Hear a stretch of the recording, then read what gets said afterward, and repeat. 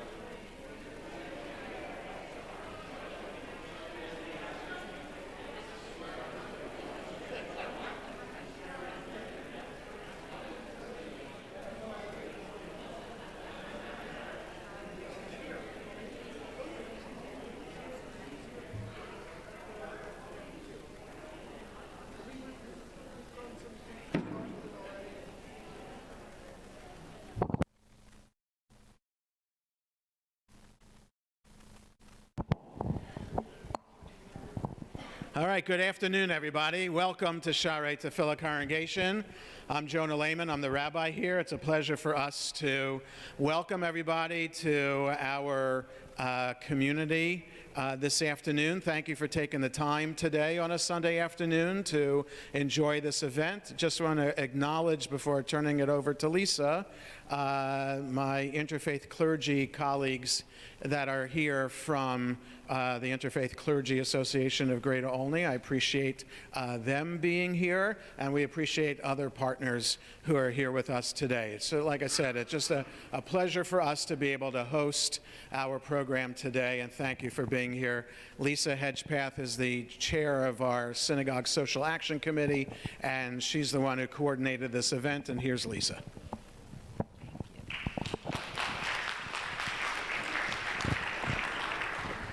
Hi, everybody. Welcome. Thank you for coming. I need notes. So just want to acknowledge we have partners and co-sponsors. We're very pleased to have Reverend Rosalind Roberts here in the front. She's not standing because she's about to have a knee replacement. She's from Interfaith Works of Montgomery County. They provide emergency shelter, supportive housing, essential needs, and employment programs to more than 35 residents of Montgomery County. Their Faith and Community Partnerships program facilitates connections with local faith-based organizations like us. They work to increase community engagement through volunteerism, advocacy, and financial and in-kind giving. And toward that end, you'll see there are papers on every other seat with a QR code. If you are interested, it's a quick and easy way to donate to Interfaith Works, who does so much for our local community. You can use the QR code to donate anytime during the program or take the paper with you and do it later. I also want to thank the Jewish Community Relations Council of Greater Washington, especially Sarah Winkleman over here and Alan Brody with the camera, for being super patient with me these last few months and helping us to make this event possible. Ellen Blaylock, the JCRC Holocaust Commission co-chair, will now say a few words, and then I will introduce the main event.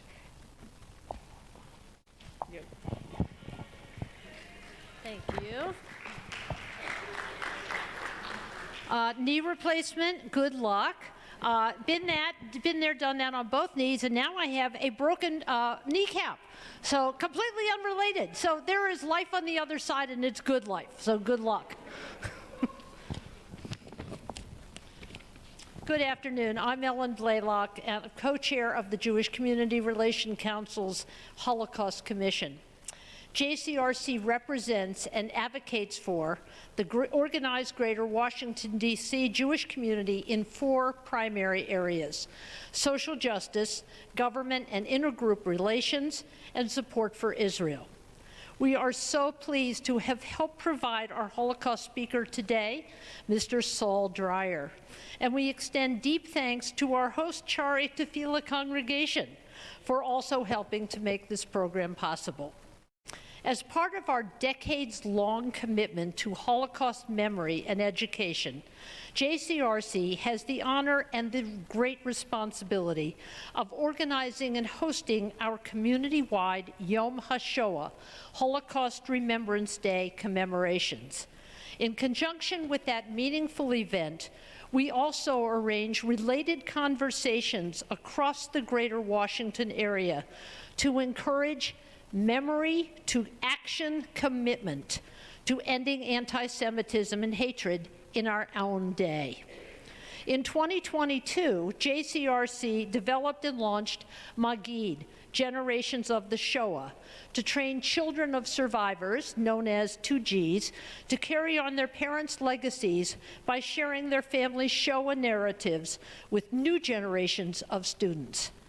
Holocaust survivors and our Magid speakers visit classrooms in the Greater Washington area throughout the year, reaching more than 10,000 students, teachers, and community members.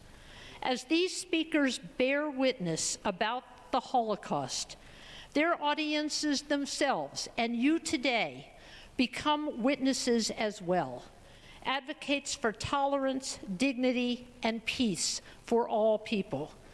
Mr. Dreyer, thank you for sharing your story with us today. And thanks to everyone here for becoming witnesses and carrying his words forward. Thank you.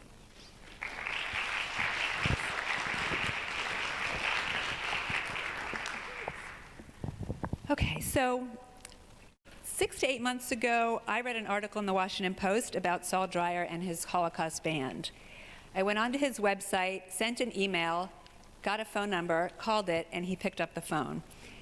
Over the last several months, we've had several conversations, which have been hilarious, actually. And each time I hang up the phone, I felt joy and inspiration. As you will see, he is remarkable, exuberant, infectious. He's a living testament to resilience and strength. I'm going to give you a real brief bio because he likes to tell his own story. At the age of 14, Saul faced the horrors of World War II. From the confines of ghettos to the harsh realities of labor camps, he emerged as a sole survivor of his family, his spirit unbroken.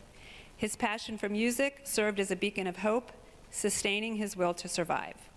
At the age of 95, Saul formed the Holocaust Survivors Band with other survivors and descendants of survivors. Today, at 99, he will play the drums with the Swingin' on a Star Band with Shaare Tefila's own Michael Binder. He will share his story of survival and the role music continues to play in his life.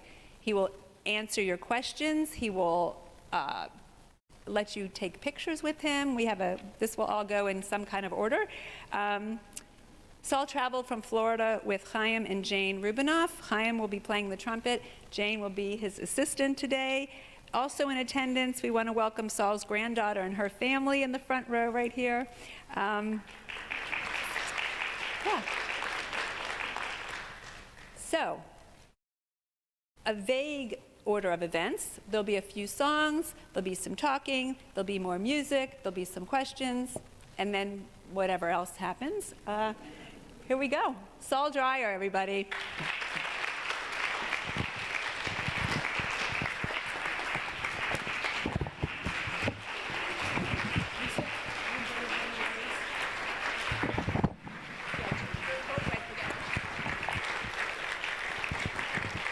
Where is he going?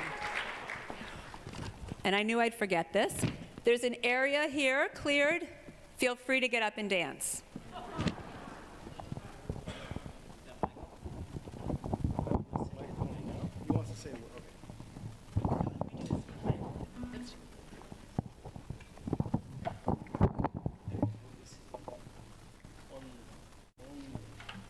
Hello, Orient. Is the right say? Only. Hello, only. I wish you lots of luck, and I'm here first time. I met orchestra today for the first time. I thank Lisa, I thank the rabbi, I thank you, everybody who showed up. Later on, first we're going to play a little bit. Later on, you're going to hear my story. Thank you.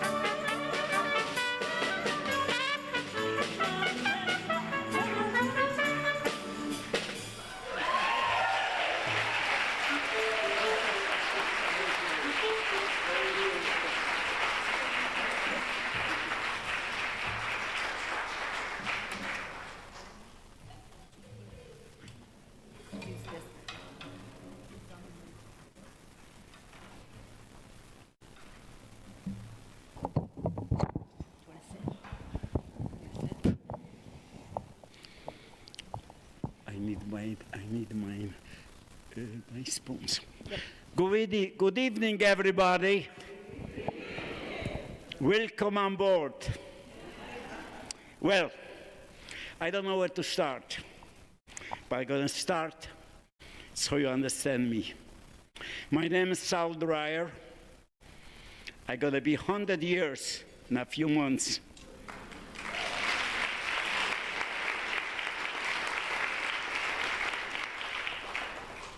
I survived 4 concentration camps.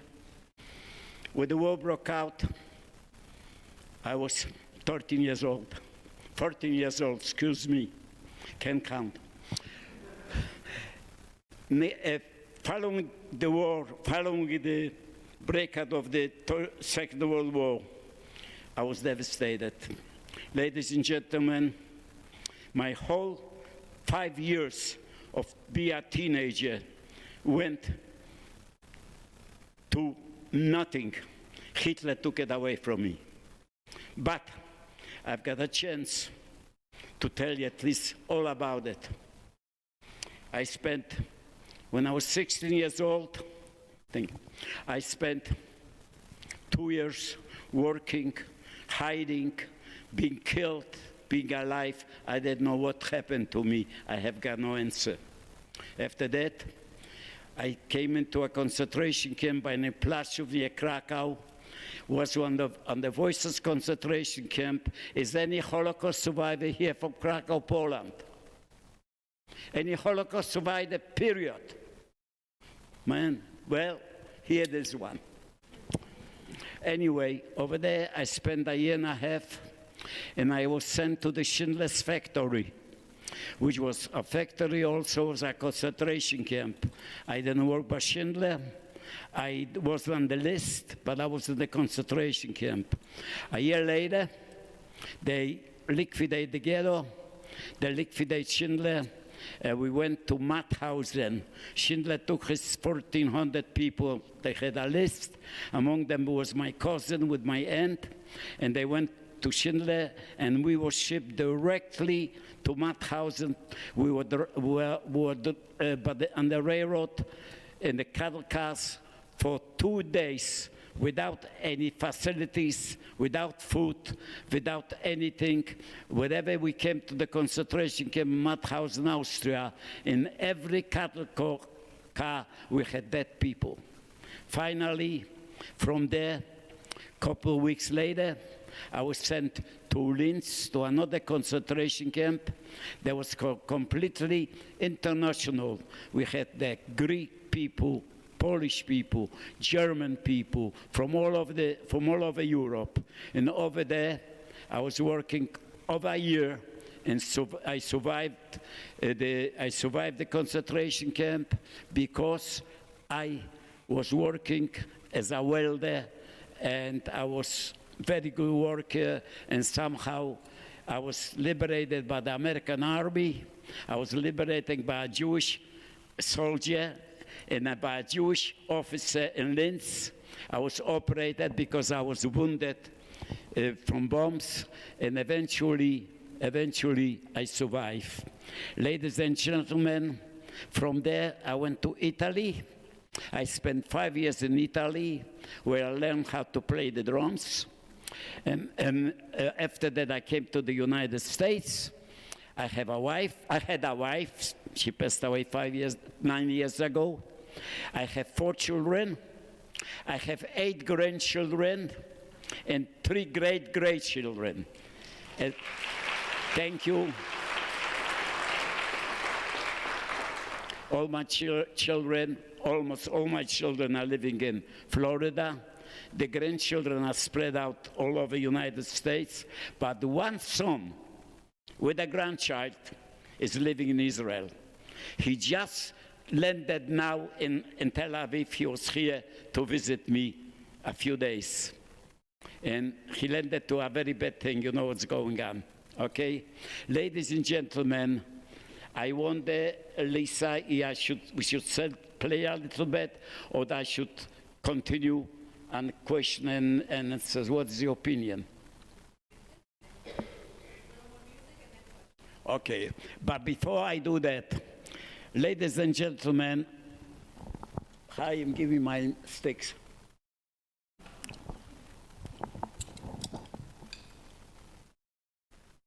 Ladies and gentlemen, I got a pair of sticks like that I play with them.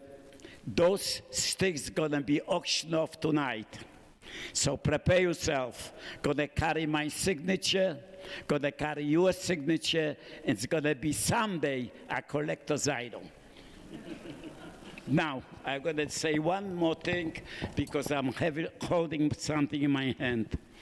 I learned how to play a little bit the drums when I was in concentration camp. When I was in Schindler's, there was a man by the name David Verdiger, a Holocaust survivor. He passed away, and he was a cantor in a synagogue. You know what a cantor is, I hope? Yeah. Because the rabbi knows what a cantor is. And he was, every day we came from work, he was laying and calling the few boys and singing. I was on the third floor of the penthouse. You know, we had barracks. First floor, second, the third. And I was laying there, and tell you the truth, they were singing. I never been a singer, but I wanted to help them too.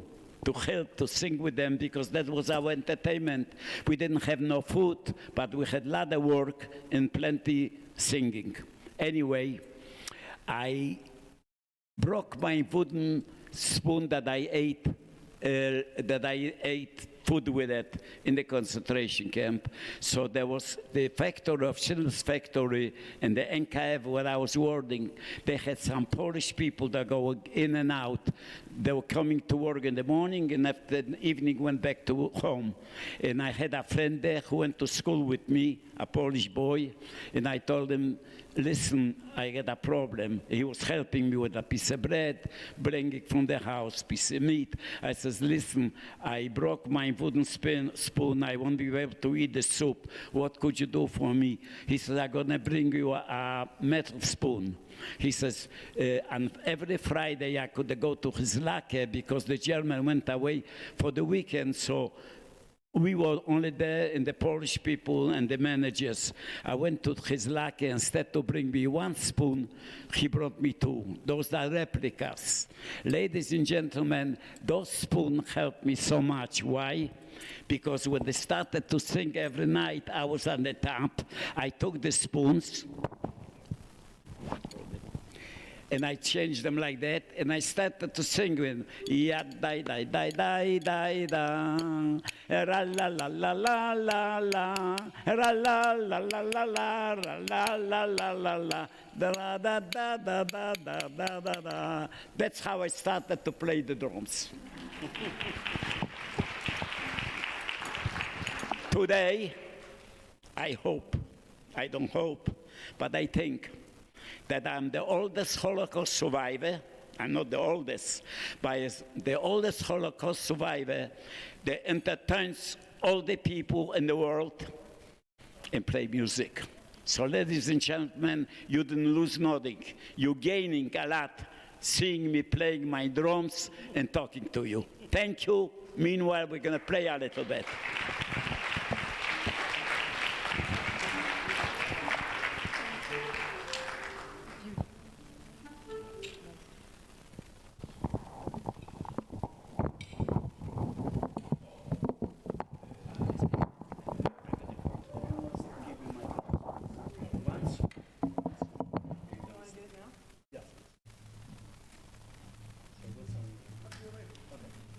Besides playing music, I'm a conductor too.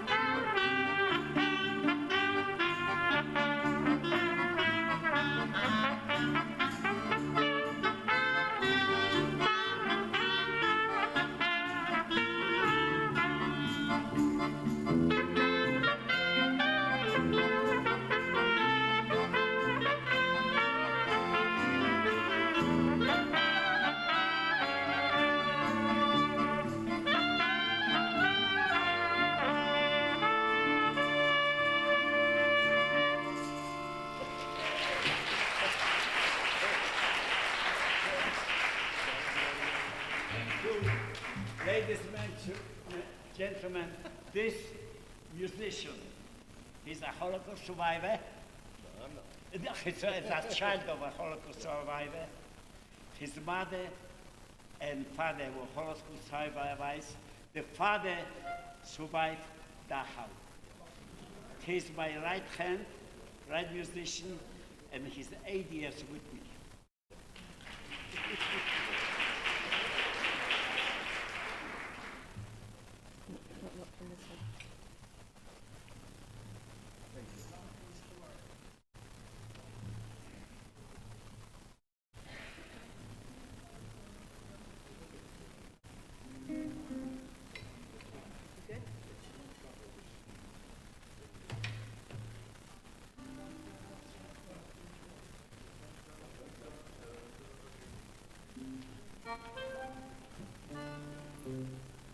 We'd like to invite everybody to dance. I mean, a lot of this music is just right for dancing. And so sing along, clap along, dance along.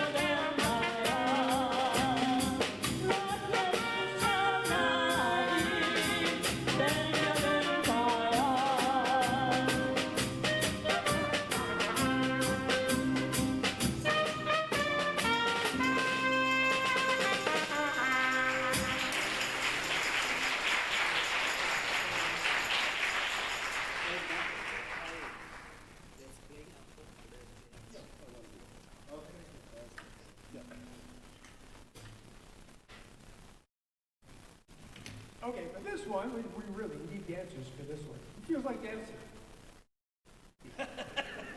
Right? Song feels like dancing, right? Yeah. Yeah. Let's start dancing, please. Come on. I'm gonna dance with you. 1, 2, 3, 4.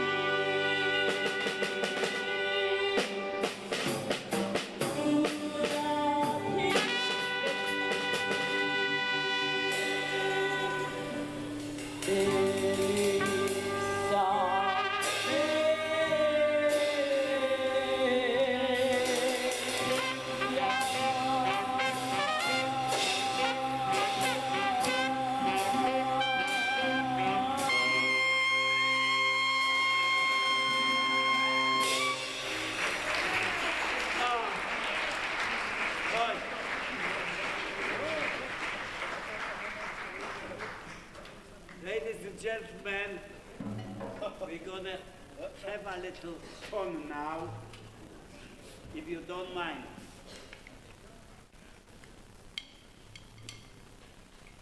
Those two sticks gonna be auctioned off right now. Well, I'm not auctioneer, but I'm gonna try. Here, Saul. They're gonna be signed by me. They're gonna be signed for you. Ladies and gentlemen, who gonna give me $100 for the set of sticks? Anybody? Oh, I got a very bad audience. $100 doesn't go to me, goes to my foundation. I got one foundation, and I got $100. Anybody gonna give me more than $100? 125. I don't hear. Anybody bets over 100?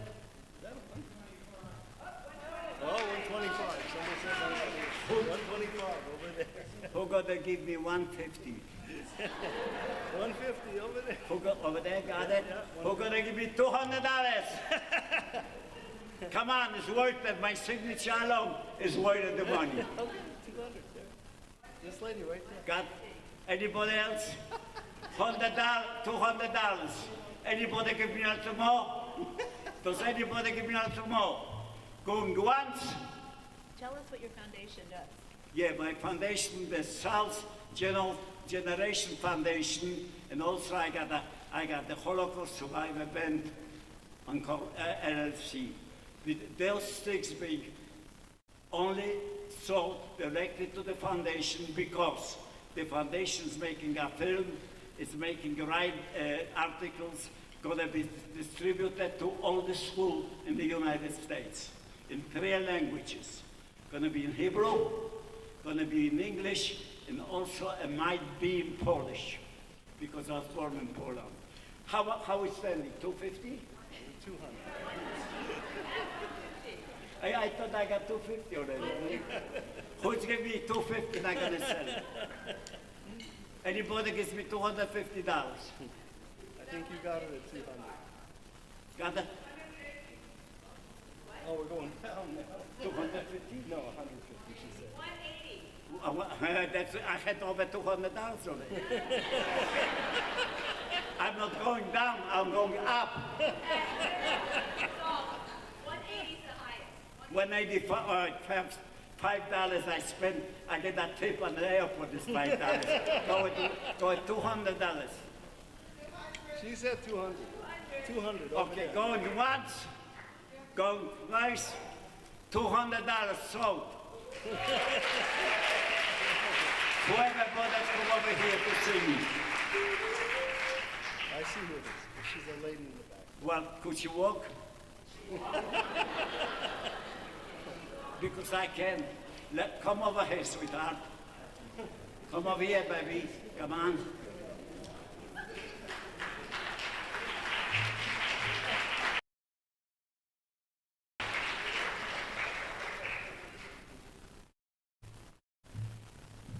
You bought something that really gonna be a wonderful cause. Thank you very much. It goes for people, goes for people who are gonna learn about the Holocaust in all the schools.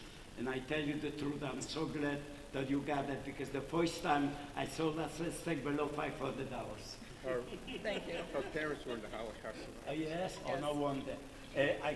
Don't take it, I'm gonna sign it for you, but later, after we finish the concert, you come, I sign it for you. I got my signature pen right here. Don't try to leave town. Okay, thank you very much. It was a pleasure. You want to play more or what? They're asking me if I want to play. I don't want to sit and look at you, I want to play.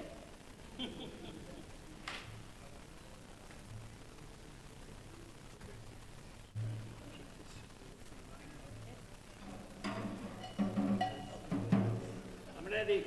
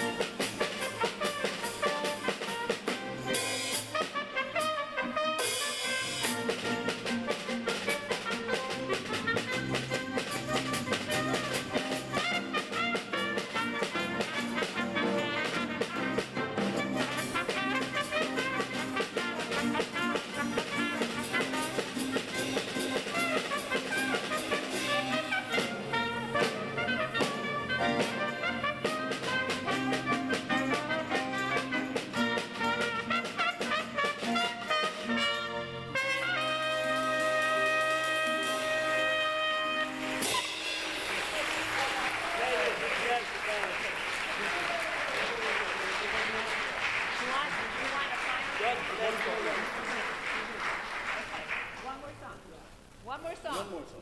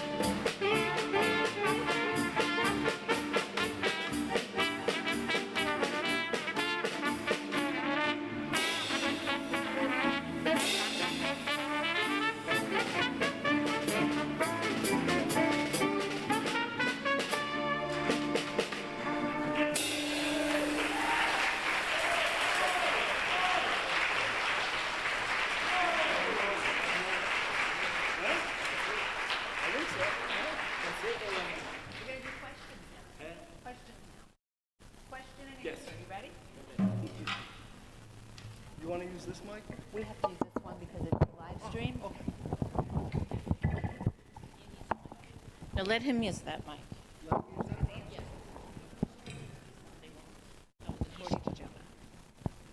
How do we do this?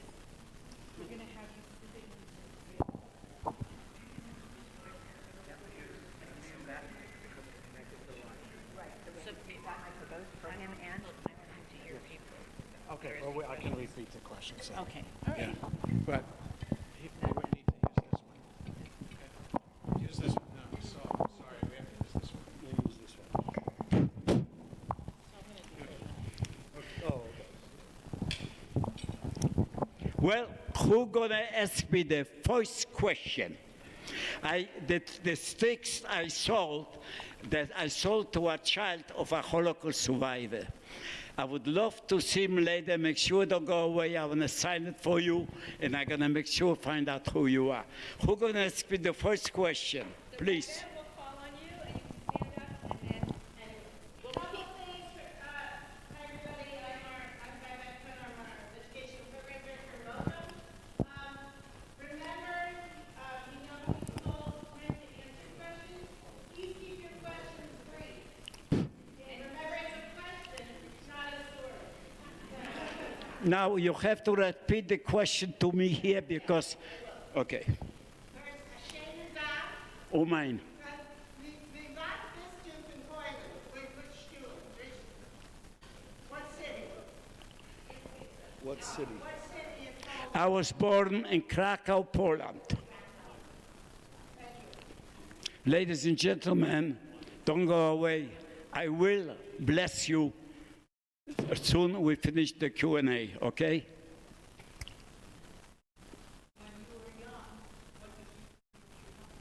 When you were young, what did you dream of becoming? Once more, come to When me. you were young, You were young. what did you? dream of becoming? What did you want to be when you were young? Oh, when I was young, well, ladies and gentlemen, I can tell you one thing. I don't know myself what I wanted to be. I wanted to be a tzaddik, but I came a tzaddik when I'm 89 years old. I tell you why. First of all, I'm talking to the parents, to the grandparents, the great-great-parents on our children. Please, be honest with you. educate your children. This is the most important thing. I gave Hitler my education. So you can imagine what it means to be educated in a wonderful America and a free country in the world.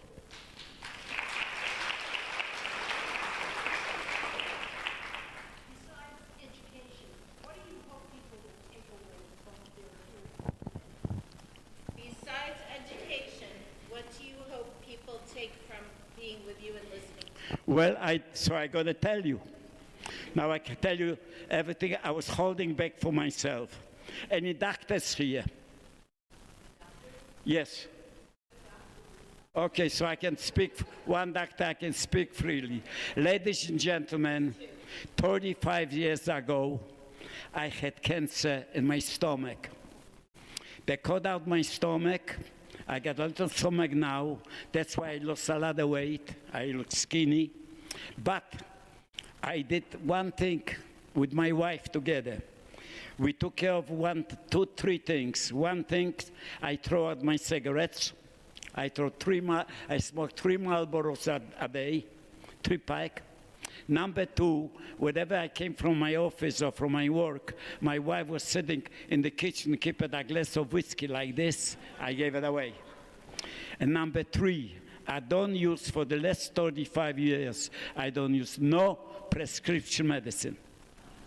I use only over-the-counter. And ladies and gentlemen, I didn't believe that I'm going to be 100 years old, entertain you here today. So I got you something to tell you. Do what I tell you. If you can do it, God helps you. Now, so long we brought this up, before we're going to continue, I want to do something, okay? I do this on every concert. Hold it. Hold it, my man. Hold it. Baruch ata Adonai, Eloheinu melech haolam, שהחייוני וקיימוני וחסמוני לזמן הזה, בכל טוב, בבקשה. I bless this blessing. I bless Biden, President Biden, and I bless Hanukkah. And I did it in Hebrew. I said 3 words in English. Mr. President, God bless you. Ladies and gentlemen, I played in the White House and enjoyed so much. There were 800 people in the audience. Rabbi Shem Tov is your rabbi in Washington, D.C. I blessed him in front of the president. And a funny thing happened. I was sitting next to Mrs. Weisel. You know who Mrs. Weisel? Mr. Weisel's wife, he passed away, do you know? You must have somebody heard about Weisel, no? Weisel. Anyway, what happened?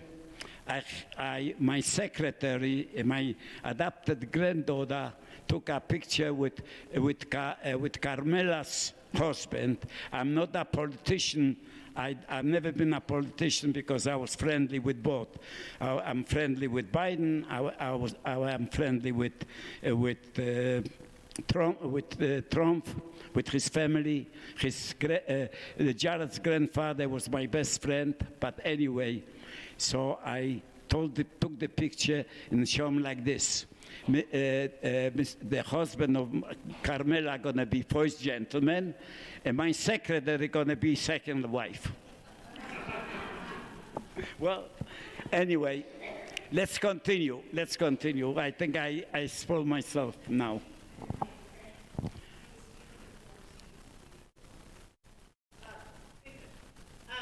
You were taken at 14, and the question is, did you have a bar mitzvah? Yes, I did. I had bar mitzvah a year before, 1939. I tell you a story. I'm very glad you told me that. My bar mitzvah was in my grandpa's synagogue, who he owned. He passed away naturally. And then I had a reception in my house. Ladies and gentlemen, the whole mishpachta came in. And believe me, if I counted the people, I couldn't count no more because I was young. But anyway, one aunt was very wealthy, and she brought me a present. came on Shabbat, and she brought it with her. She brought me a bicycle. Ladies and gentlemen, at that time, a bicycle was like today's Cadillac. So I cherished the bicycle, and the bicycle helped me a lot. When the war broke out, right away, I was working, there was a bakery next, 2 doors where I live. Levy's name was the bakery, and they utilized me with the bicycle, with the thing on the back, and I was delivering bread, challah, rolls and cake to the stores they were baking, until German caught me and took the bicycle away from me, and I was finished. No business. It's a true story, honest.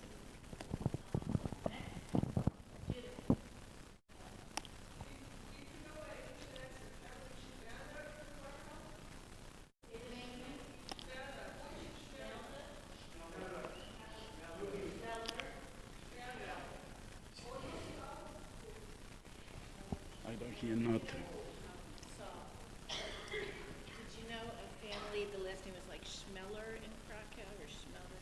Well, ladies and gentlemen, in Poland there were living a lot of Jewish people. Krakow alone had 80,000 Jews. If I would know everybody by name, I got news for you. I wouldn't be a saint. I would be a saint genius. Yeah, I tell you what I'm calling myself a saint. I tell you the truth. Last year, I was honored by a very religious cult. They call them the Chabad. I was honored to 2,000 people in Miami Beach in a basketball arena. And they gave me a lot of COVID, gave me a lot of things, and they insisted I should tell them what I want to do. So I told them what I want to do. There was a singer from Brooklyn. They had a 15-piece orchestra. They let me conduct one. They let me play with them one song. So I said, ladies and gentlemen, if you're going to give me a name, so they showed the film in the show, Saul Dreyer the Saint, in Hebrew. So I said, ladies and gentlemen, when you call me saint, I'm going to tell you, I will bring the Mashiach. This was the end of it. I'm still here. He said, the Mashiach's not here. Anyway, any other questions?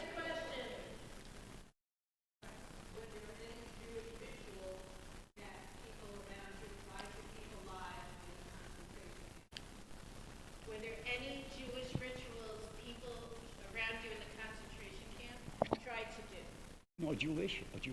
Jewish.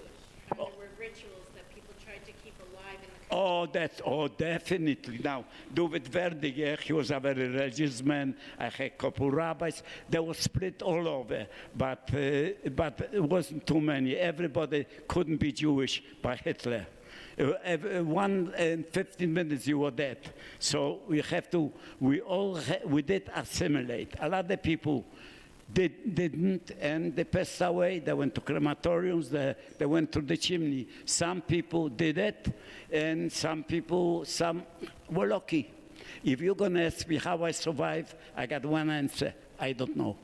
Were they able to keep any of the rituals? Were they able to keep any of the rituals? The people that were there? Did they try to do anything? They tried to daven, you mean? Yes. Oh, definitely. By Schindler, we were davening. They laid tefillin by Schindler, and there were several religious people. Yeah.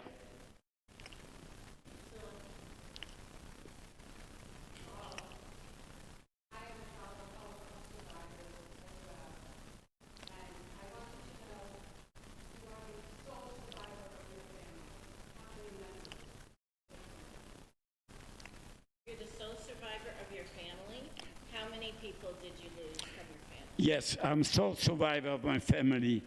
And my total family from the father's side and mother's side were between 25 and 30 people.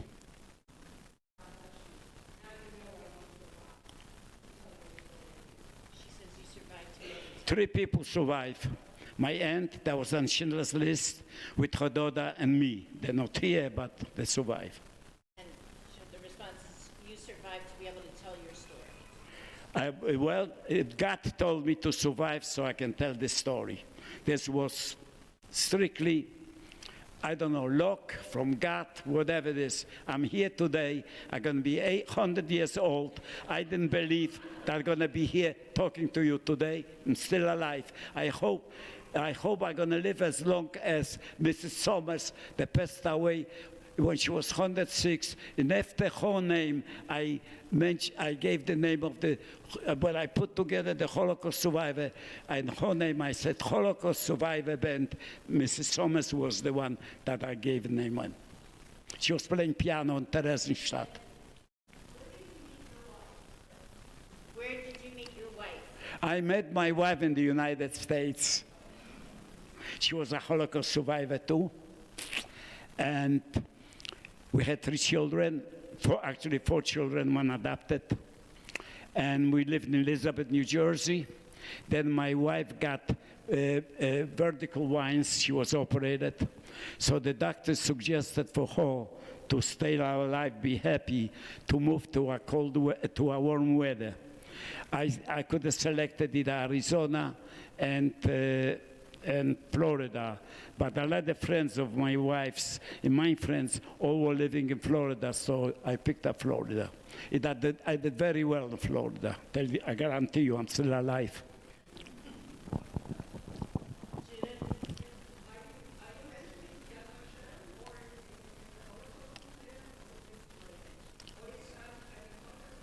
Is your story at Yad Vashem or the Holocaust Museum? My story is all over.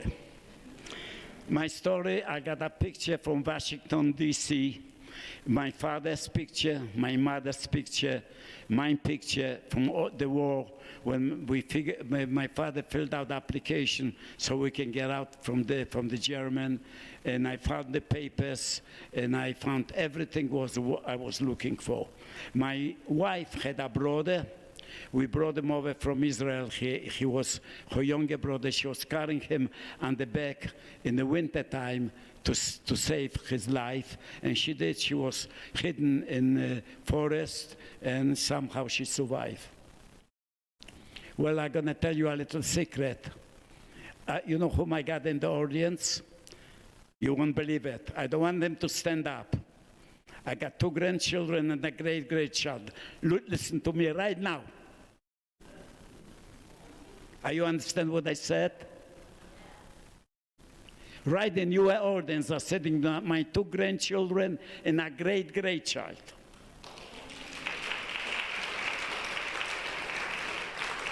They moved from Washington, D.C. to this city a few months ago. Any questions?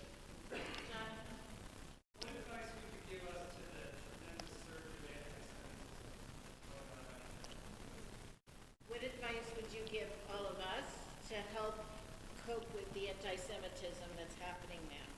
Well, ladies and gentlemen, when I put together the Holocaust Survivor Band, the first thing I said, I'm going to try to beat anti-Semitism. And I tell you a little story what happened to me. I put the Holocaust Survivor Band in 1989. In 1992, I was playing already concerts. No, I'm sorry, I put the Holocaust Survivor Band in 2014. I was not 89 years old. And 2-3 years later, I was invited to play in Warsaw, Poland, outside. I was playing with 2 orchestra with my Holocaust Survivor Band, and there were 4,000 people outside. I was playing by the ghetto walls.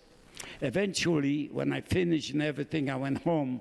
I came to home, and I was very anxious what happened. And I opened my computer, and I saw a letter from the computer email from a man who said, "You better don't show no anymore in Poland.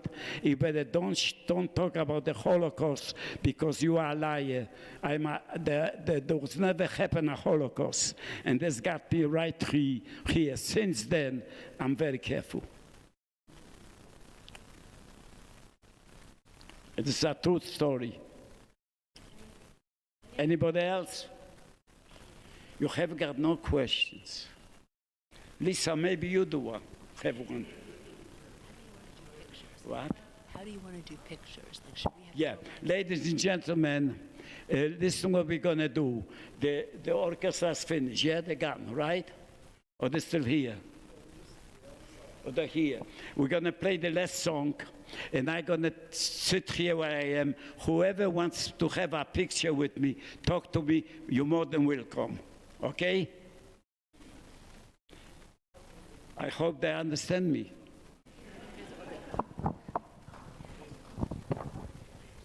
Saul likes to, people like to have their picture taken with him. So what we will do is, if you're interested in having your picture taken, you can kind of line up in the center aisle. You have your own phone camera that you want the picture taken, and I will take it for you. You come up, you stand with him, take a picture, and, you know, say hello. Reverend Roz, you want to be first? Don't forget about the QR codes on the chairs to contribute to Interfaith Works. So maybe we'll kind of wrap it up. We'll wrap it up, and if you're interested in taking a picture, get in line, and we can do that. But in the meantime, thank you all for coming out. This was fantastic.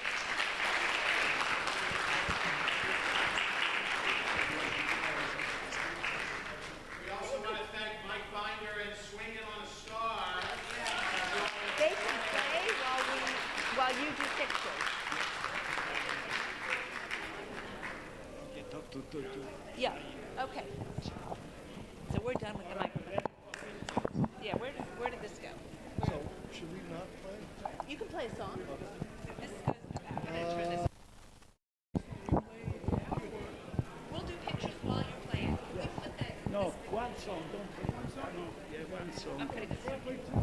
All right. Do you want to stay seated? Yeah, I'm gonna say that. Yeah. Move over the chair so they can stand and go next to me. Move over. We'll turn this off. They're going to play, but that doesn't need to be on the live stream.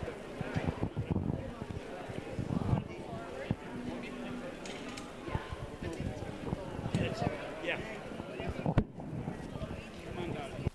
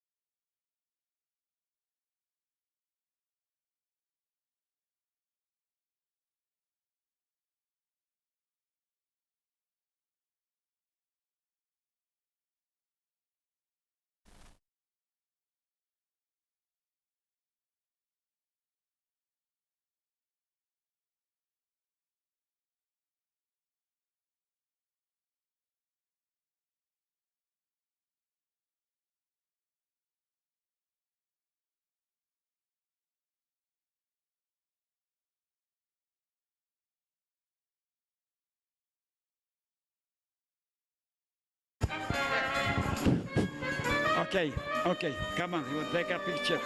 Where's the couple that bought the sticks?